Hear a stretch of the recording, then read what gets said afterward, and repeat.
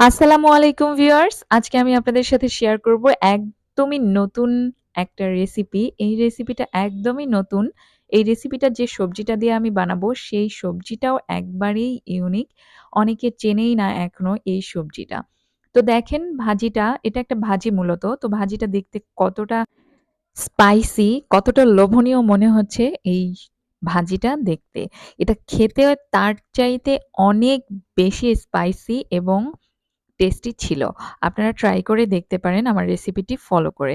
তো চলুন দেখে নেওয়া যাক আজকে এই রেসিপিটি আমি কি দিয়ে বানিয়েছি। দেখেন আমি এই রেসিপিটি বানিয়েছি এই লম্বা, অনেক লম্বা একটা স্কোয়াশ দিয়ে। এই সবজিটার নাম হচ্ছে স্কোয়াশ। এটা কিছুটা মিষ্টি কুমড়ার মতোই দেখতে, কিন্তু এটার আকৃতিটা লম্বা হয়, মিষ্টি কুমড়াটা গোল হয়। দেখেন এটা অনেক বেশি লম্বা ছিল আর এত বেশি এই স্কোয়াশ দিয়ে আপনি যেকোনো টাইপের তরকারি রান্না করেন না কেন সেটা অনেক বেশি টেস্ট হয়। তবে আমার কাছে মনে হলো যে ভাজিটাই বেশি টেস্ট।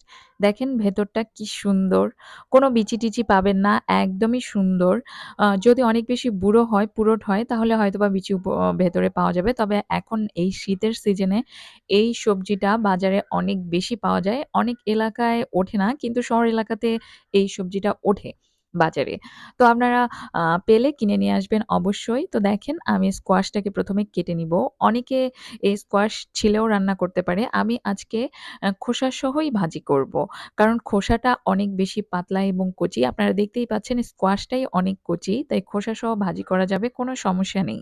তো দেখেন আমি স্কোয়াশটা সুন্দর করে এইভাবে স্লাইস করে কেটে ধুয়ে নিয়েছি। ভাজি করতে আমার লাগবে পেঁয়াজ আর হচ্ছে মরিচের ফালি। তো চলুন কিভাবে রান্না করছি দেখে নেওয়া যাক। আমি আজকে ভাজিটা করব সরিষার তেল দিয়ে। আমি মূলত প্রায় বেশিরভাগ তরকারি সরিষার তেল দিয়ে খাই। আমাদের বাসায় সরিষার তেলটাই বেশি ইউজ করা হয়।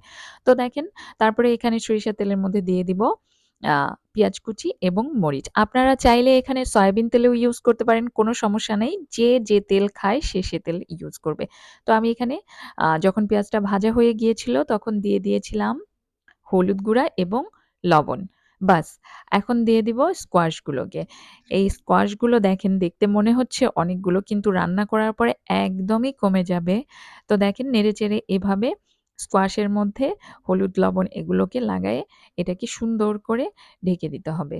ঢেকে দেওয়ার পরে দেখবেন যে এত পরিমাণে পানি উঠছে যে আর এক্সট্রা এটাতে কোনো পানি দেওয়া লাগে না। এক্সট্রা পানি দিলে কিন্তু এটার স্বাদ নষ্ট হয়ে যায়। এটাতে যে পরিমাণ পানি উঠছে সে পানিটা দিয়েই যদি আপনি এই উম ভাজিটা শেষ করতে পারেন, কমপ্লিট করতে পারেন তাহলেই অনেক বেশি টেস্ট হবে। দেখেন আপনারা দেখতেই পাচ্ছেন যে কি পরিমাণ পানি উঠেছে। এই পানিটাকে শুকাতে হবে সুন্দর করে। পানিটা শুকাতে দেখবেন যে স্কোয়াশটাও সিদ্ধ হয়ে গিয়েছে। এটা খেতে একদমই সফট হয় এটা খেতে। একটুও ঝামেলা নেই। খুবই সুন্দর হয় এটা। আসলে আমার কাছে মনে হয় যে দেশীয় স্টাইলে যেকোনো সবজি আপনি রান্না করেন না কেন সেটা অনেক বেশি টেস্ট হয়। তো দেখেন আমার স্কোয়াশটা প্রায় হওয়ার দিকে, তাই আমি এই পর্যায়ে দিয়ে দিব ধনিয়া পাতা। এই ভাজিটাতে যদি আপনি ধনিয়া পাতা না দেন তাহলে এটার স্বাদটা অর্ধেক কমে যাবে। কারণ হচ্ছে ধনিয়া পাতা দিলে যেকোনো ভাজির স্বাদ একদম ডাবল বেড়ে যায়। অনেকে খেতে পারে না, সেক্ষেত্রে স্কিপ করতে পারে, কোনো সমস্যা নেই।